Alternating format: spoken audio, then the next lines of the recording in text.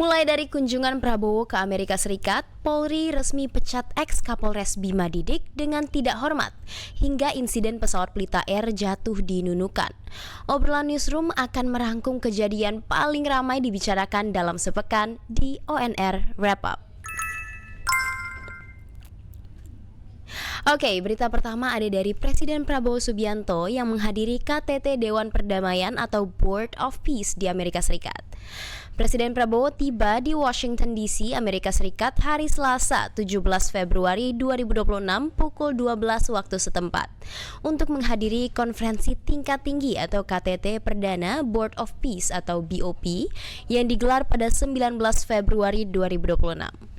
Dalam kesempatan tersebut, Prabowo juga berkesempatan menuntaskan perjanjian tarif dagang antara Indonesia dan Amerika Serikat di Washington pada Kamis 20 Februari waktu setempat.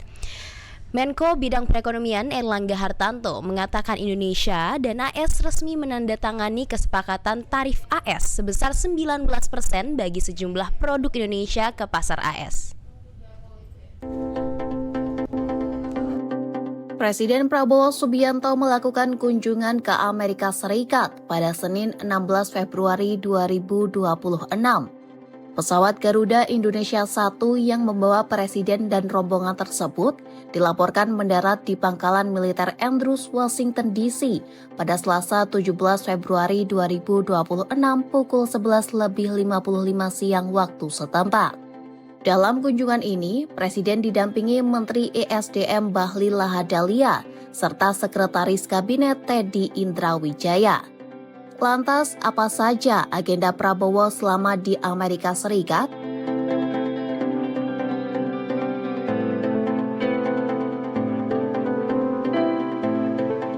Sekretaris Kabinet Teddy Indrawijaya menjelaskan, Presiden Prabowo dijadwalkan melakukan pertemuan bilateral dengan Presiden AS Donald Trump. Pertemuan itu difokuskan untuk membahas penguatan hubungan antara Amerika dan Indonesia. Selain itu, pemimpin kedua negara juga akan membahas mengenai kerjasama strategis di berbagai bidang ekonomi dengan adanya sejumlah perundingan dan perjanjian dagang antara kedua negara.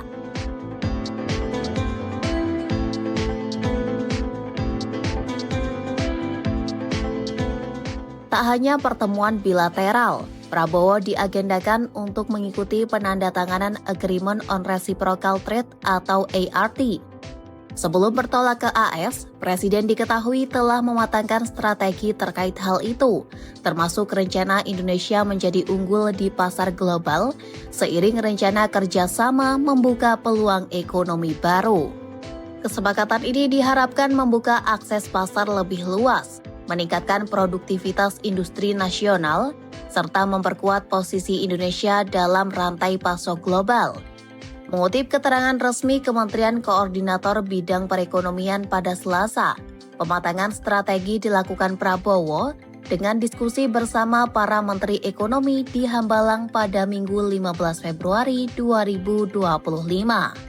Juru bicara Kementerian Koordinator Bidang Perekonomian, Haryo Limanseto menjelaskan, rangkaian kegiatan di AS juga akan mencakup pertemuan bisnis dan investasi antara pelaku usaha kedua negara.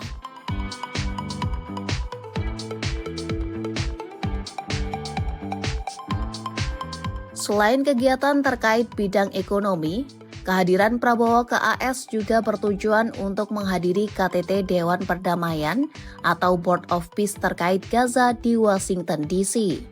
Kehadiran ini menjadi bagian dari upaya diplomasi aktif Indonesia dalam mendorong perdamaian di Palestina. Menteri Luar Negeri Sugiono menegaskan, keterlibatan Indonesia dalam forum tersebut sepenuhnya akan dipandu oleh Piagam PBB. Sugiono juga menekankan, Indonesia berkomitmen menggunakan berbagai platform dan mekanisme multilateral yang ada guna mendorong solusi yang adil dan berkelanjutan bagi perjuangan rakyat Palestina.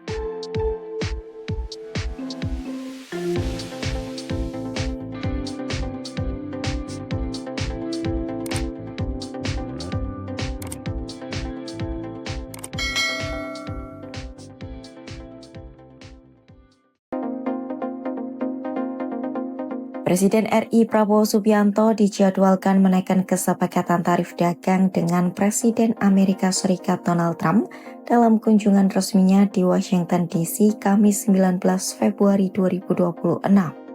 Hal itu diungkapkan Menteri Sekretaris Negara Prasetyo Hadi di Gedung DPR Senayan, Jakarta pada Rabu 18 Februari 2026. Prasetyo menyebut penandatanganan akan dilakukan usai Presiden Prabowo menghadiri KTT Port of Peace di hari yang sama.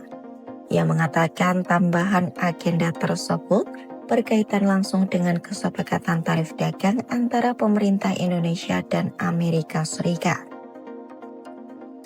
Kemudian juga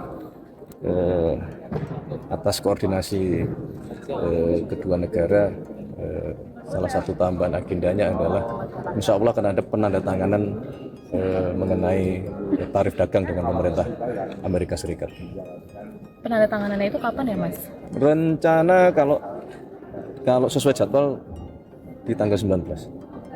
Di hari yang sama dengan BOP? Iya, setelah BOP baru kemudian akan ada rencana tanda tangan kerjasama. Isinya ada yang berubah nggak, Mas? Isinya ada yang berubah, Mas? Maksudnya dari kesepakatan sebelumnya gitu. Kan dari turun jadi 19% dan ada pengecualian itu. Untuk sementara belum ya. Untuk sementara belum ada perubahan, tapi tentunya mari kita semua berharap barangkali nanti di dalam pertemuan antara Bapak Presiden Prabowo dan Presiden Trump mungkin ada perubahan yang itu bermanfaat bagi bangsa dan negara kita. Maksudnya lebih rendah mungkin gitu? Iya, harapan kita kan tentu ada, pengen seperti itu. Prasetyo menambahkan Indonesia masih melihat perbandingan dengan negara lain yang berhasil mendapatkan penurunan tarif hingga belasan persen. Kesepakatan Agreement on Reciprocal Tariff atau ART merupakan kelanjutan negosiasi panjang yang sudah berlangsung sejak tahun sebelumnya. Pada Juli 2025, kedua negara menyepakati kerangka awal di mana tarif impor produk Indonesia akan dipangkas dari 32% menjadi 19%. Negosiasi berlanjut pada Desember 2025 saat delegasi Indonesia dan kantor perwakilan delegasi AS menyepakati substansi utama kesepakatan. Salah satu poin pentingnya adalah rencana penghapusan tarif khusus untuk komoditas unggulan seperti sawit, kopi, minyak kelapa, dan kakao. Selain itu, Indonesia juga berkomitmen melakukan deregulasi untuk mengatasi hambatan non-tarif demi memperlancar perdagangan bilateral.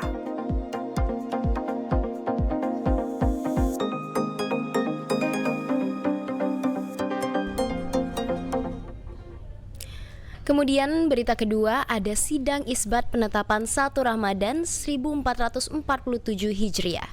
Pemerintah resmi menetapkan 1 Ramadan 1447 Hijriah jatuh pada Kamis 19 Februari 2026.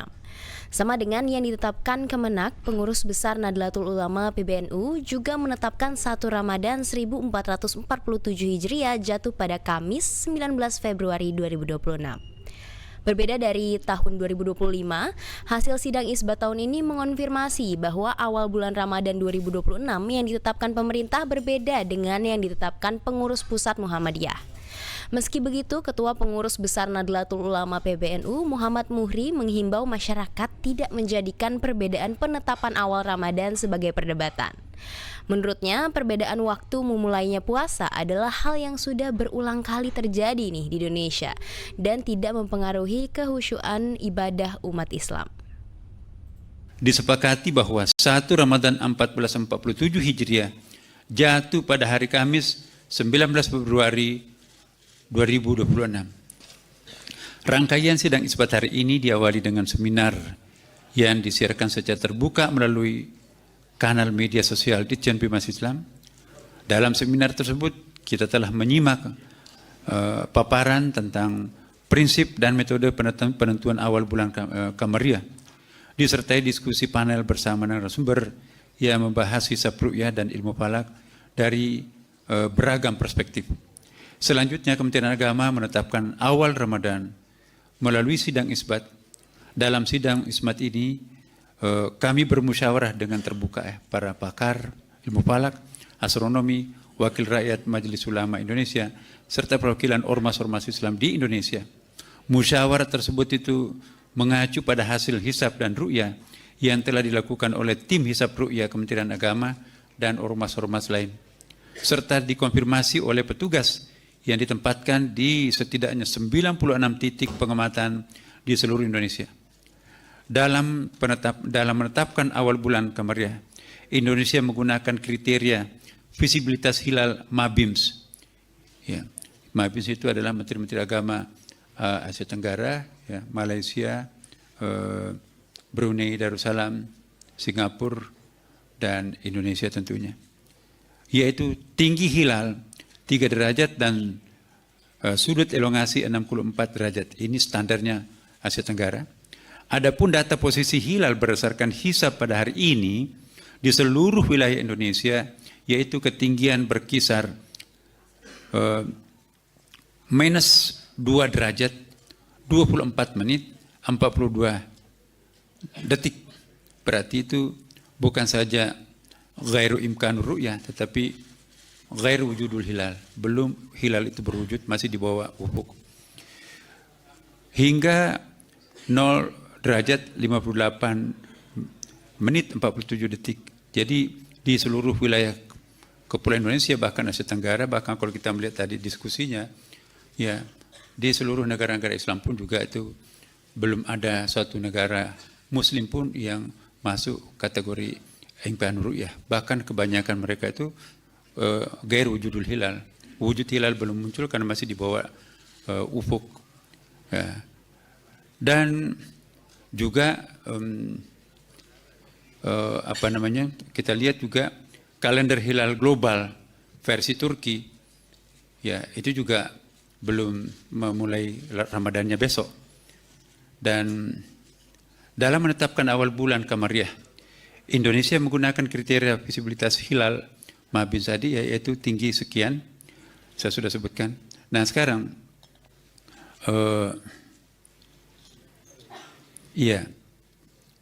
sudut elongasinya juga sangat rendah, ya, sangat jauh, masih sangat minim, 0 derajat 56 menit 23 detik, ya. Hingga 1 derajat 53 menit 36 detik. Jadi, secara hisab, data hilal pada hari ini tidak memenuhi kriteria visibilitas hilal MABIMS. Dengan demikian, berdasarkan hasil hisab serta tidak adanya laporan hilal terlihat, disepakati bahwa 1 Ramadan 1447 Hijriah jatuh pada hari Kamis 19 Februari 2026. Demikianlah hasil sidang isbat yang baru saja kita laksanakan dan sepakati bersama. Tentunya kita semua berharap semoga keputusan ini memungkinkan seluruh umat Islam di Indonesia ini untuk memulai ibadah puasanya secara bersama-sama. Semoga hal ini dapat menjadi simbol kebersamaan umat Islam di Indonesia yang sekaligus mencerminkan persatuan kita sebagai sesama anak bangsa dan menyongsong masa depan yang baik.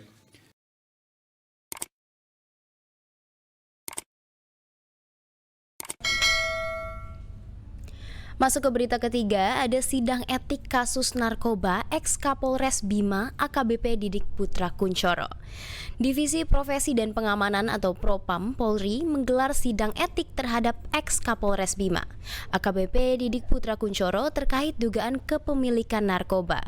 Sidang berlangsung secara tertutup di Gedung Transnational Crime Center atau TNCC Mabes Polri Jakarta pada Kamis 19 Februari 2026.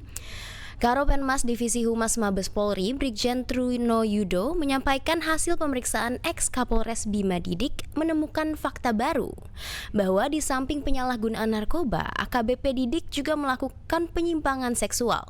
Dan Polri memutuskan AKBP Didik diberhentikan secara tidak hormat. Melakukan penyalahgunaan narkotika dan melakukan kegiatan penyimpangan dalam kegiatan sosial asusila.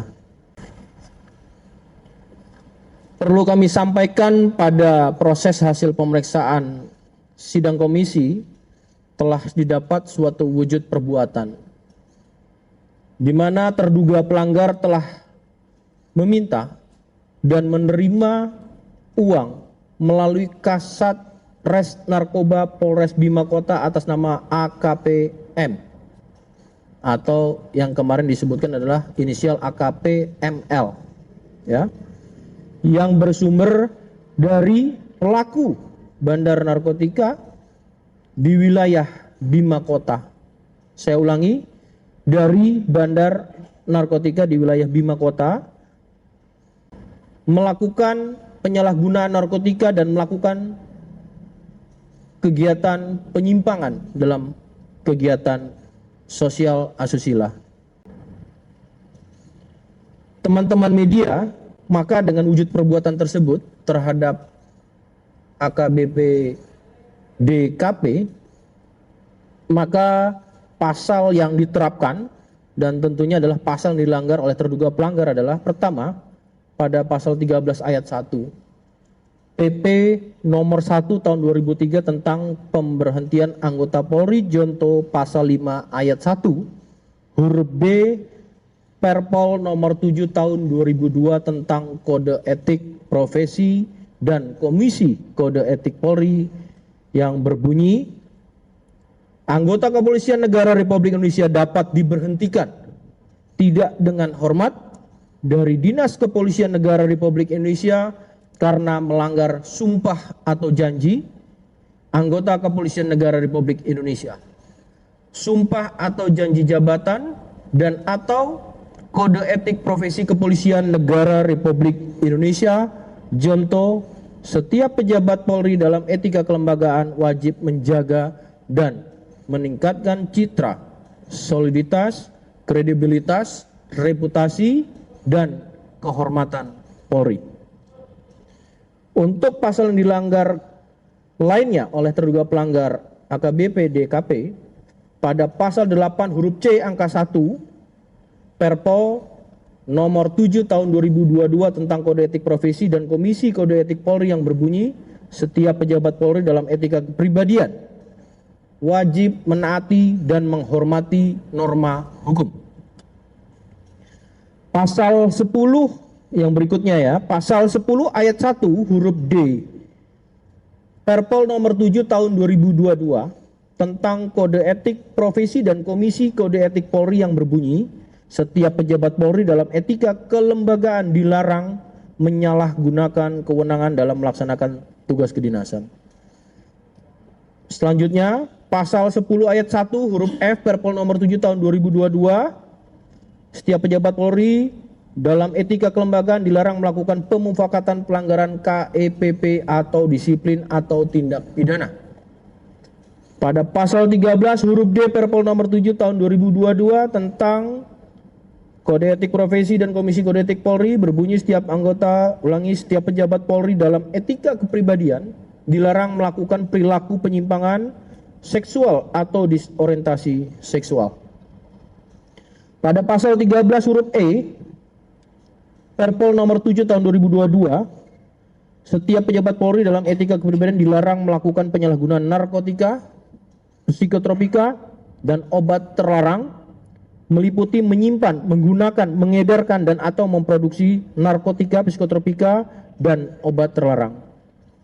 Dan untuk yang terakhir pada pasal 13 huruf F Perpol nomor 7 tahun 2022 setiap pejabat Polri dalam etika kepribadian dilarang melakukan perzinahan dan atau perselingkuhan.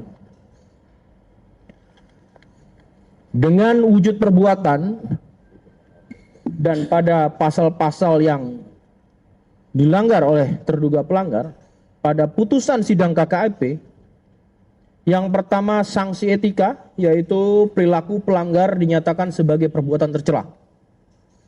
Yang kedua, pada putusan sidang KKEP, sanksi administratif berupa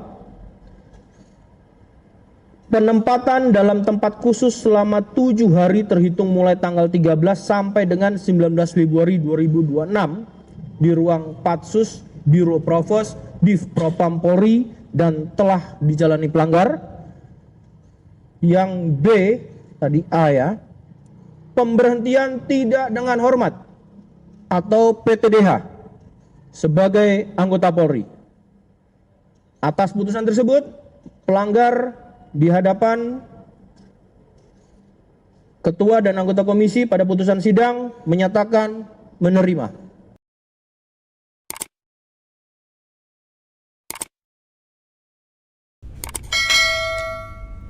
Berita keempat datang dari konflik luar negeri, yakni soal ketegangan Amerika Serikat dan Iran yang diambang perang. Ketegangan geopolitik antara Amerika Serikat dan Iran kembali memanas. Negosiasi nuklir tidak langsung di Jenewa antara kedua negara menghasilkan kesepakatan prinsip panduan. Tapi situasi militer di kawasan Selat Hormuz tetap sengit. Iran sempat menutup sebagian selat strategis dan melaksanakan latihan militer, sementara Amerika Serikat memperkuat kehadiran militernya di wilayah Timur Tengah. Ketegangan di Timur Tengah kian meruncing dan bayang-bayang pecahnya perang antara Iran dan Amerika Serikat semakin nyata.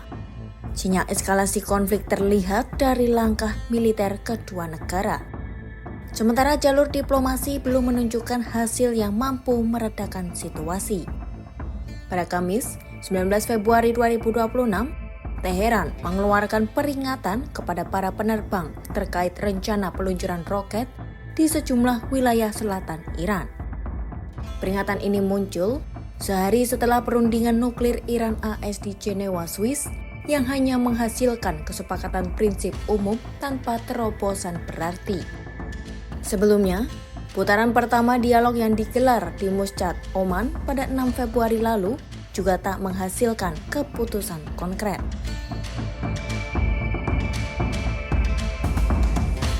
Setelah perundingan di Jenewa, Korps Garda Revolusi Islam Iran atau IRGC menggelar latihan militer di Selat Hormuz sebagai antisipasi terhadap potensi ancaman keamanan. Iran juga merencanakan latihan angkatan laut bersama Rusia mempertegas pesan bahwa mereka siap menghadapi kemungkinan konfrontasi.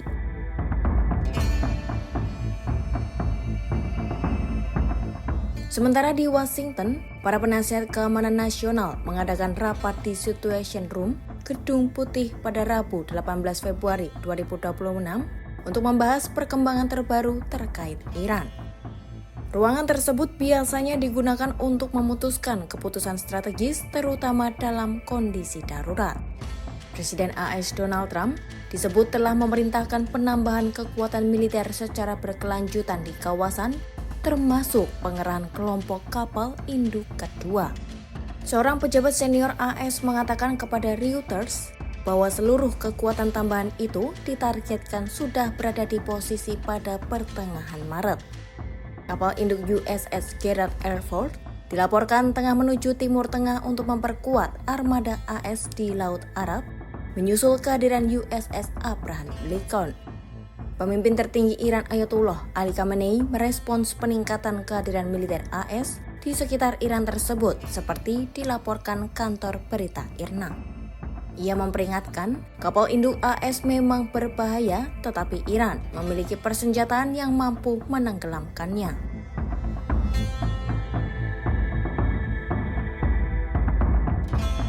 Laporan terbaru menyebut militer AS telah berada di posisi siaga untuk meluncurkan serangan ke Iran paling cepat pada akhir pekan ini. Namun, keputusan final kini berada di tangan Trump. Dikutip dari CNN pada Kamis 19 Februari 2026, Gedung Putih telah menerima pengarahan bahwa kekuatan militer AS siap beroperasi setelah peningkatan signifikan aset udara dan laut di kawasan Timur Tengah dalam beberapa hari terakhir.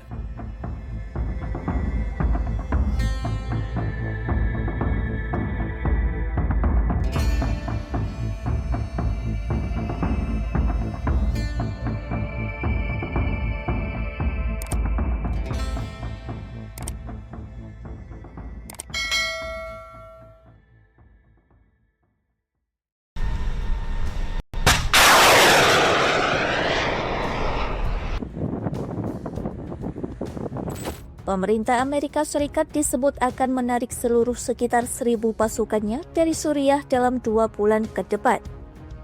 Laporan mengenai penarikan pasukan ini disampaikan media Wall Street Journal dan CBS News yang mengutip pejabat Amerika Serikat. Langkah ini diambil setelah Amerika Serikat memutuskan untuk meninggalkan negara tersebut usai pemerintah Suriah memperluas kendalinya.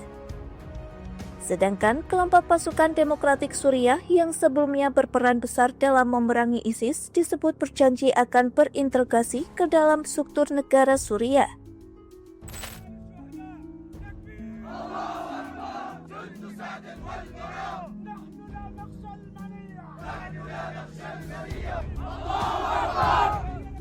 Sebelumnya, pasukan Amerika Serikat juga telah meninggalkan sejumlah pangkalan militer di Suriah, termasuk Al-Tanf dan Al-Sadadi yang digunakan dalam operasi koalisi internasional melawan ISIS.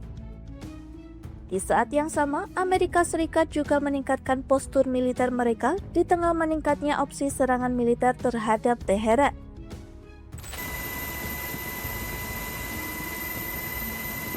Laporan CNN menyebut militer Amerika Serikat siap melancarkan serangan terhadap Iran meski keputusan final berada di tangan Presiden Donald Trump. Trump disebut masih menimbang opsi diplomasi sambil mengumpulkan masukan dari penasehat dan sekutu dekatnya. Namun, pejabat keamanan nasional Amerika Serikat disebut telah menggelar rapat di Gedung Putih untuk membahas opsi terhadap Iran.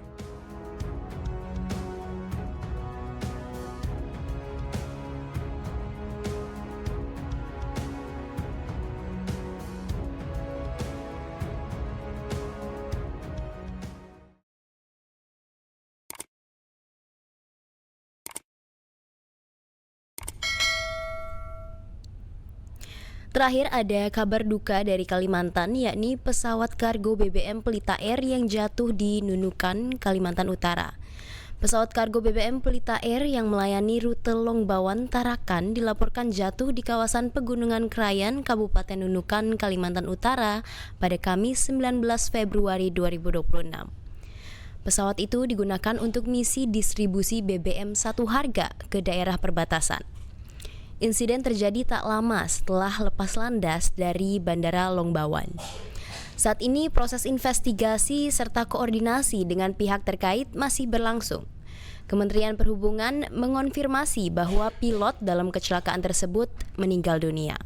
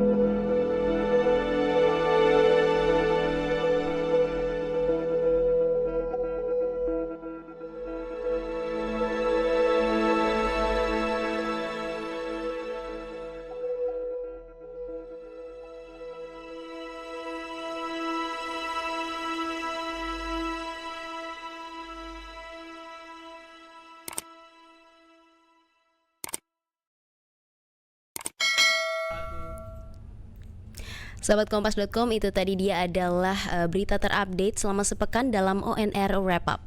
Pantau terus berita terkini dari dalam dan luar negeri di www.kompas.com atau di akun media sosial kita, ada di Facebook, Instagram, X, TikTok, dan YouTube.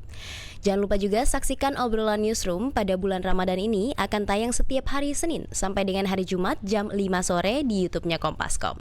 Saya Jessica Emanuela dan seluruh tim yang bertugas pamit undur diri. Sampai jumpa.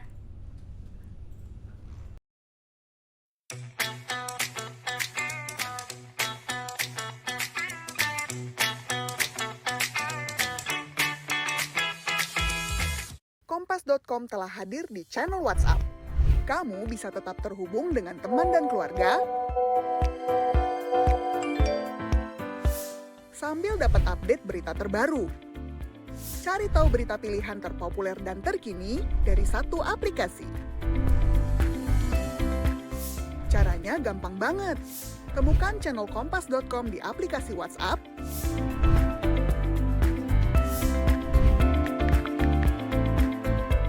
langsung follow, dan nikmati informasi langsung di genggaman kamu. Update dan sharing lebih mudah, gak bakal ketinggalan berita. Follow channel WhatsApp Kompas.com sekarang.